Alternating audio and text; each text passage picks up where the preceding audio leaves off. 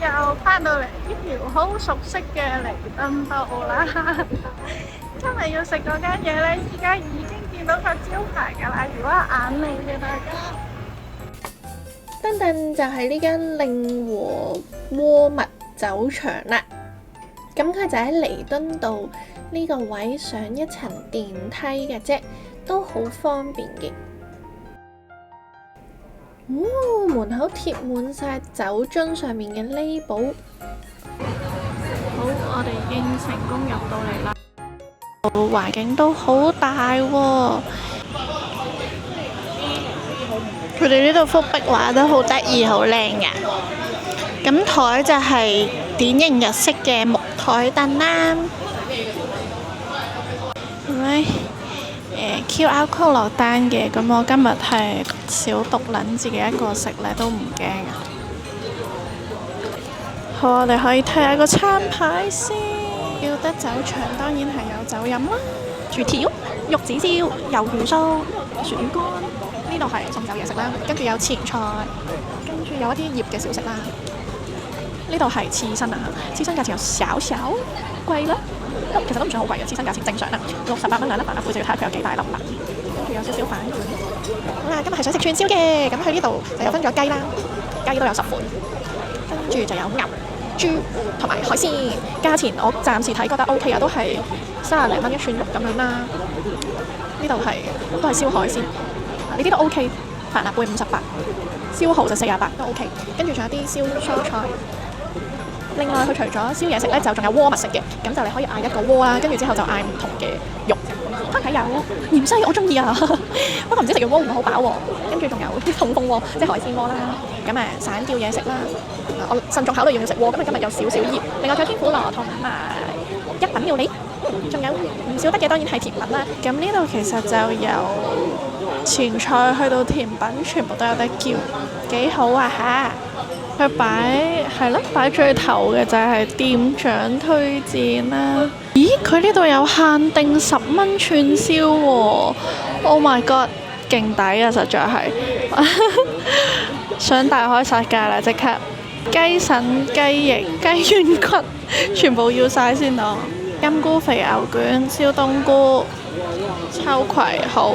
跟住我哋要呢個燒廣島生蠔啦，正，全部叫晒10蚊嘅嘢食啊！我而家係，哈哈哈哈！好嘢，我哋嘅10蚊串燒已經到咗啦。咁除咗呢一碟串燒之外呢，另外我哋仲有一碟前菜仔嘅。咁啱啱我就叫咗一串雞軟骨啦。呢串應該就係雞腎燒雞翼，個樣燒得好靚啊！呢個係醬燒雞肉丸、金菇肥牛卷，呢個係燒冬菇啊，上面滲咗好多木魚碎，仲有燒秋葵，哇，有3大嚿啊！想講雖然我叫嘅串燒全部都係10蚊啦，但係一啲都唔馬虎啊！佢每一款嘅份量都係多㗎，唔孤寒嘅。好似呢個金菇肥牛卷10蚊係有2串，跟住秋葵佢都係有3嚿啦，雞翼都有2隻。我想講呢一個價錢係超級抵咯，仲要我而家喺旺角嘅彌敦道啊，講緊，就算加埋一都只係11蚊一串咯，而且個賣相幾靚，我哋而家試食下先啊！咁另外佢仲有檸檬，可以俾我哋擠啲檸檬汁嘅。咁我擠少少係呢個雞翼上邊啦，其他呢啲有調味嘅我就唔擠啦。咁我哋試咗依家應該係算係最清嘅雞軟骨先。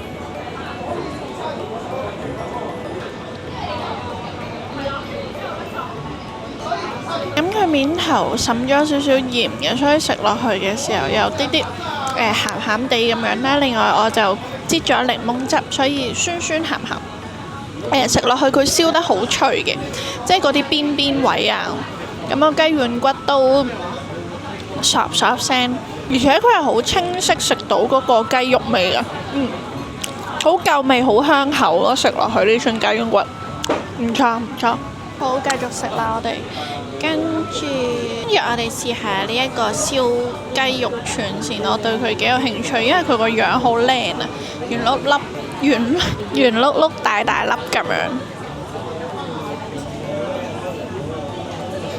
好食喎！佢係似蔬菜雞肉丸咁樣，咬開可以見到佢入邊有啲菜咯，同埋佢食落去嗰個口感都幾實淨嘅，面頭就滲咗芝麻同埋搽咗醬啦，但係佢咬落去比我想象中冇咁濃味喎。佢嗰個調味料嘅味呢，有啲似杯麵合味道杯麵嘅醬，跟住再睇下我哋食咩先。冬菇都要趁熱食先好食。佢面頭滲咗啲木魚碎啦。咁佢就同我係平時喺出面食嘅冬菇有少少唔同啊！佢唔係一嚿嚿完整嘅，佢切咗做一半半，但係呢都好大嚿。想反第二邊俾大家睇都反唔到，佢係咁喺度轉咯。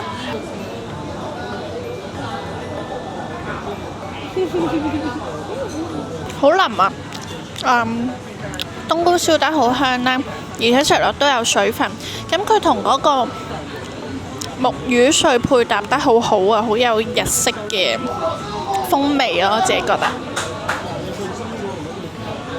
食串燒一定要食燒冬菇 ，OK 喎！佢啲串燒全部嗰個調味都係特別嘅，同埋唔係偏濃咯，個味道係恰到好處，我自己覺得好食好食。跟住我哋試呢個金菇肥牛卷啦，一於超抵，勁大嚿啊！呢個金菇肥牛卷。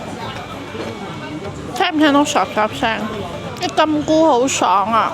呢串面頭就滲咗少少胡椒啦，我估黑椒啊，跟住有少少芝麻咁樣啦，所以食落去有少少辣嘅，好少嘅野味嘅啫。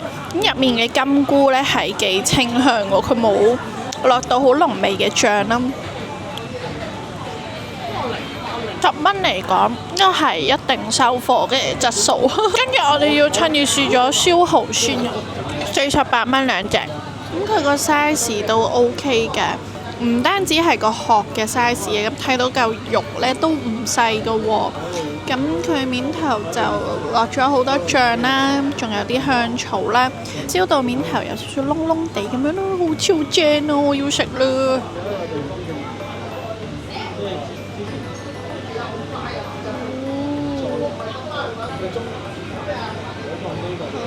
試啦，入口好 creamy 啊！食到佢燒嘅香味啦，認到同埋佢個汁呢就係酸酸地嘅，咁有少少芝士嘅香味，即係好正，夠甜又甜甜地嘅，我自己覺得。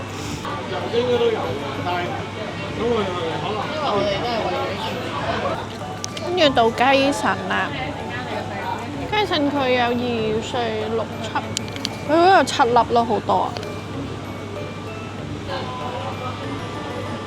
我覺得我拍片喎，嗰個速度要再快啲，因為佢凍咗咯，好傷心啊！但係食落都好食，爽嘅，個味比我想象中再清啲，都係面頭滲咗少少鹽咯。